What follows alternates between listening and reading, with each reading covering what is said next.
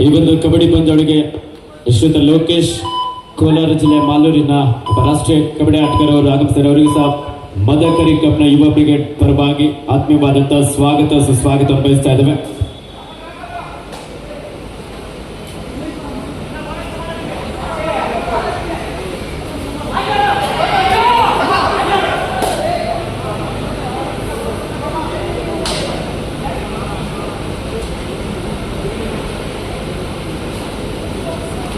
ರತನ್ ನಾಯ್ಕ್, ಚೇತನ್ ನಾಯ್ಕ್ ಅವರನ್ನ ಔಟ್ ಮಾಡ್ತಾ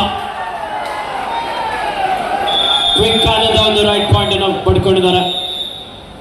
ಪ್ರೇಕ್ಷಕರ 18 ಅಂಕವನ್ನು ಪಡ್ಕೊಂಡ್ರೆ ಅಮೃತ್ ಸ್ಪೋರ್ಟ್ಸ್ ಕ್ಲಬ್ ಬೆಂಗಳೂರು 12 ಅಂಕವನ್ನು ಪಡೆದುಕೊಂಡಿದ್ದಾರೆ. ಜಿಲ್ಲಾ ತಂಡ ಕರ್ನಾಟಕ ರಾಜ್ಯ ಅಮೆಚೂರ್ ಕಬಡ್ಡಿ ಸಂಸ್ಥೆಯ ಎಲ್ಲ ತೀರ್ಪುಗಾರರು ದಯವಿಟ್ಟು ಬಂದು ಆಸೀನ ಆಗ್ಬೇಕಂತ